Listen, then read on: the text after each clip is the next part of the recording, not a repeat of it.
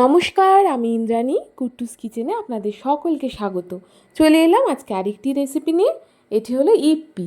ইপ্পিকে কখনো চাউমিনের মতো খেয়েছেন আপনারা? খাননি তো? তাহলে আজকে এই রেসিপিটা দেখে একবার করে দেখবেন, ভীষণ ভালো হয়, একদম চাউমিনের মতো। আর এই যে ইপ্পির গায়ে ফটোটা দেখছেন না, ইপ্পির প্যাকেটের গায়ে, ঠিক সেরকমই দেখতে হবে।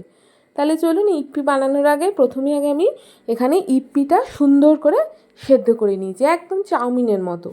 আর নিয়েছি অনেকটা ভেজিসের মধ্যে আছে হলো গাজর আর বিনস, নিয়েছি পেঁয়াজ কুচি, লঙ্কা কুচি আর একটা বাটার।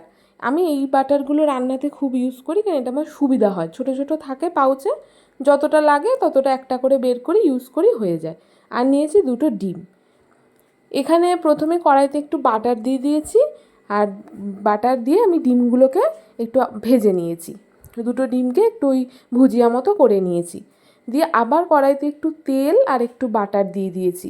শুধু বাটার দিইনি, কারণ বাটার খুব তাড়াতাড়ি পুড়ে যায় তো, তাই জন্য একটুখানি সাদা তেল দিয়েছি। দিয়ে এর মধ্যে দেখুন এই ভেজিটেবলসগুলো আমি দিয়ে দিলাম। এখানে আছে গাজর আর বিনস, এর মধ্যে আরও ভেজিটেবলস দেওয়া যায়, ক্যাপসিকাম দেওয়া যায়, ব্রকলি দেওয়া যায়, নিজেদের পছন্দ মতো আপনারা দিয়ে দেবেন। আমার এইটুকু পছন্দ ছিল, তাই আমি এই দুটোই দিয়েছি। এগুলোকে কিন্তু খুব সুন্দর করে অল্প একটু নুন দিয়ে আমি খুব সুন্দর করে ভেজে নেব। যেহেতু খুব ঝিরি করে কাটা, সেহেতু সেদ্ধ হতে খুব একটা টাইম এটা নেয় না। দেখুন, খুব ভালোভাবে নাড়াচাড়া করে দিলাম। আর এবার এর মধ্যে আমি দিয়ে দেবো খুব মিহি করে কাটা একটা মিডিয়াম সাইজের পেঁয়াজ, আর দিলাম এখানে ঝাল অনুযায়ী কাঁচা লঙ্কা কুচি। এখানে গোলমরিচের গুঁড়োও দেওয়া যায়, কিন্তু আমি আর দিলাম না, আপনারা দিতে চাইলে দেবেন, কোনো অসুবিধা নেই। এগুলোকেও কিন্তু খুব সুন্দর করে আমি মিশিয়ে নেব। খুব একটা তেল এতে লাগে না, দেখুন একদমই আমি তেলই দিইনি, জাস্ট যেটুকু ওই বাটার আর অল্প ওই তেল দিয়েছিলাম তাতেই কিন্তু এটা হয়ে গেছে। দেখুন এগুলো সব সবজিগুলো কি সুন্দর ভাজা ভাজা হয়ে গেছে। এবার এর মধ্যে দিয়ে দেবো ভেজে রাখা ডিম, আর দেবো যেটা ইপ্পিটা আমি নুডলসটা আমি সিদ্ধ করে রেখেছিলাম সেটা। এগুলো দিয়েও কিন্তু খুব সুন্দর করে এবার এটাকে মিশিয়ে নেব। দেখুন কত সুন্দরভাবে এটা মিশে গেছে, আর কি সুন্দর কালারফুল লাগছে না দেখতে। আর দেখুন কতটা ঝরঝরে হয়েছে, একটা চাউমিনও কিন্তু কড়াইয়ের গায়ে লাগেনি।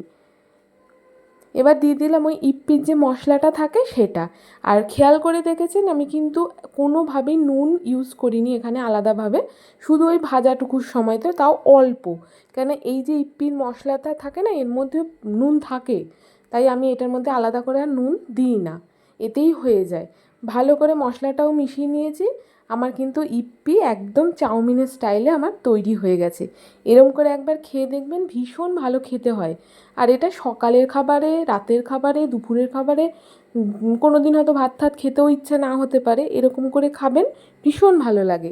আমি এইভাবে সার্ভ করেছিলাম, এবং আমার এটা ডিনার ছিল, তাই এটা আমার ডিনারটা পুরো জমে গেছিলো। তাহলে আজ এটুকুই, আসবো আরেকদিন অন্য আরেকটি রান্না নিয়ে। আজ তাহলে আসি, টাটা।